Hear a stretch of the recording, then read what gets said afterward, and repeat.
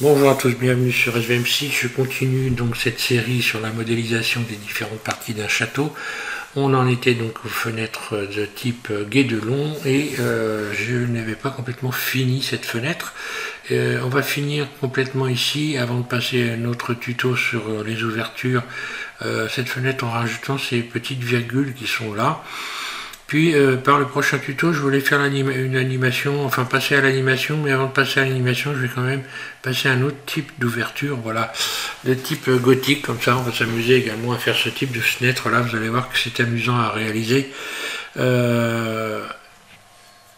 Pour le tutoriel donc numéro 19, voilà.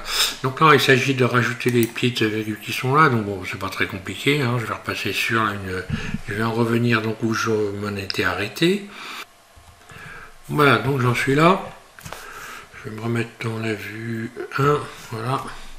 Cacher ce qu'il y a derrière ici pour voir correctement. Alors il s'agit de faire une sorte de virgule ici dans le... Voilà, on va mieux voir. Ici donc dans cette partie-là. Donc je repasse en mode edit. Je vais sélectionner par exemple... pour faire ça, je vais pouvoir prendre peut-être directement un vertice ici, ou alors je rajoute un vertice. Voilà, je vais tout simplement mettre en vue. Voilà.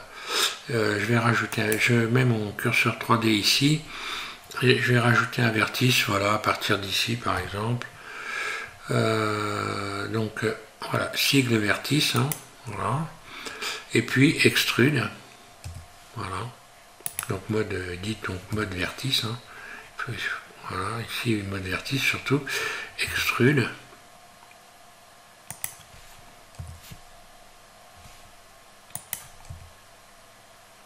Bon, c'est rapide à faire à vue d'œil. Hein. Il extrude. C'est juste une petite... Donc là, il faut suivre le bord assez régulièrement jusqu'en bas. Là. Puis ensuite, on va revenir vers le haut, extrude, pour venir rejoindre tout ça.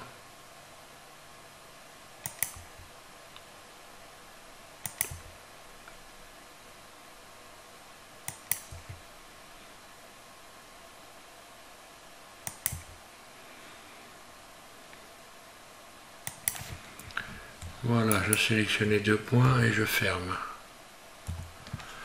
Là, je vais juste un petit peu relaxer tout ça. Celui-là, voilà, je vais le déplacer un petit peu parce qu'il ne faut pas non plus que ça se chevauche.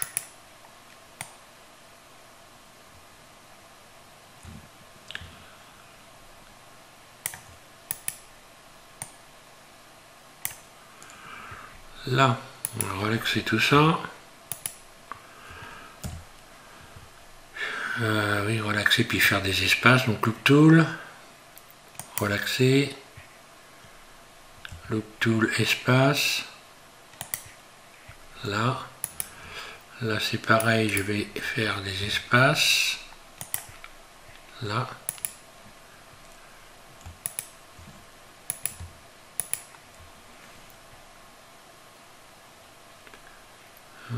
Oui, voilà, espace, c'est bon. Donc tout l'espace, voilà. Ok. Voilà, pour avoir cette forme-là.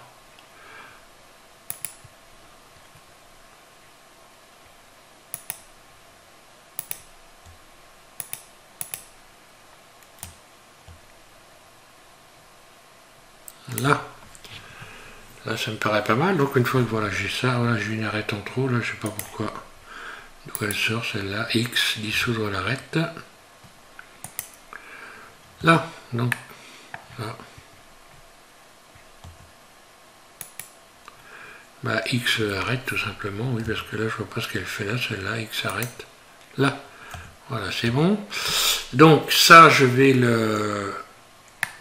l'épaissir et le fermer, hein, donc voilà, donc je vais me mettre, je le ferme, F, fermer, je sélectionne tout, F,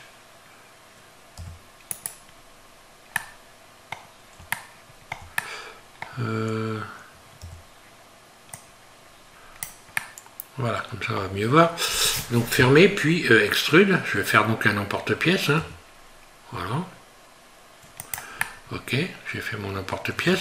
Voilà, pour simplifier les choses, hein, il suffit de utiliser le modificateur miroir. Hein. Voilà. Ici, modificateur, miroir. Ouais.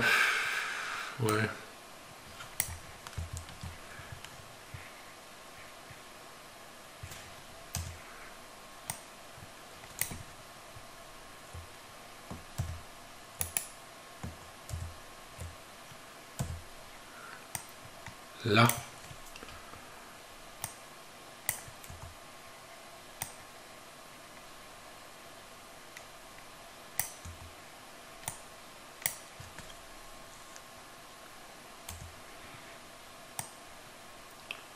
J'ai pas dû mettre le curseur 3D où il fallait pour faire. Je reviens en arrière, CTRL Z.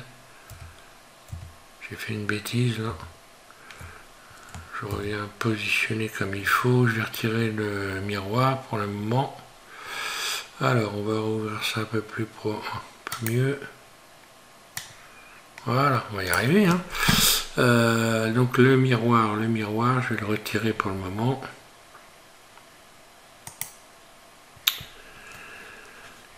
Curseur vers le centre, Shift S, curseur vers... Ah oui, d'accord. Donc là, faut que je mette le curseur 3D. On va dire ici par exemple. Et je vais faire un miroir.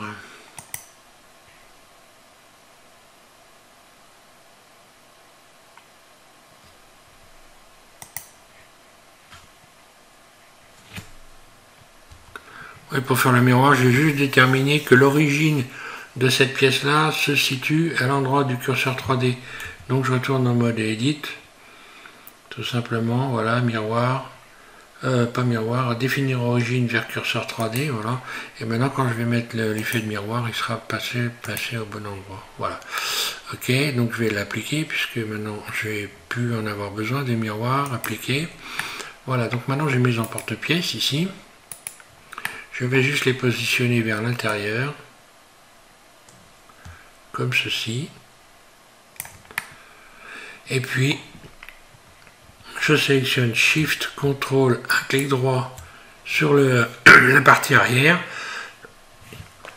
Shift, CTRL, pardon, moins. D'abord la partie, l'emporte-pièce. Shift, je sélectionne la fenêtre. Puis Shift, CTRL, moins. On va y arriver. Voilà. Voilà, je n'ai plus qu'à sélectionner la face qui est au fond ici, là, celle du fond. Donc je me mets en mode face, je sélectionne celle-là, je vais me mettre par exemple en mode individuel, hein. Ça ira très bien. Ici, mode individuel. Vue 1, voilà, qu'on voit bien. Et puis surface. Donc voilà c'est ce que ça donne en réalité, il faut vraiment le creuser. Je vais replacer ça un peu plus vers le centre, comme ça, voilà. Et peut-être resserrer un peu avec l'outil de transformation, ici, voilà. Pour venir un petit peu centrer tout ça. Non, en mode barycentre, évidemment, voilà. Là, grosso, voilà à quoi ça ressemble. Vous regarderez les fenêtres Guédelon, vous verrez que ça ressemble à ça. Voilà donc pour ce tuto, ça va être terminé pour celui-là. Donc je vais l'enregistrer, voilà, terminé, fin, enregistré. Voilà, ça va être donc le numéro, celui-là c'est le 18. Et fin, voilà. Ok. Donc on se passe ensuite au tutoriel numéro 19 et on va modéliser donc ce type d'ouverture ici. On va commencer donc par ici le cadre en fait, j'ai envie de dire, avant de continuer. Je vais faire ça en deux parties. Donc là vous allez voir que la rosace, bon ben, j'ai trouvé une solution pour la faire vraiment très rapidement et simplement. d'une autre façon. Donc encore pas de la façon dont Didier vous a expliqué dernièrement. Là, j'ai trouvé une autre façon, moi, qui est pas mal pour faire ça et assez rapidement. Donc voilà, bon bah ça sera le tutoriel numéro 19. Merci de suivre ZM6 et puis je vous invite à continuer à modéliser les parties d'un château. Alors au passage, avant de finir, je vais en reparler. Vous avez Didier Nebreda qui est en train de modéliser une bombarde médiévale. Donc une bombarde médiévale, c'est un canon tout simplement de cette époque-là, hein. Et donc, voilà, pour rajouter des éléments à votre château, ça fait une pièce de plus. Et donc, merci Didier pour tout le monde, hein, puisque voilà, ça permet d'élaborer un modèle sympathique à regarder. Voilà, merci.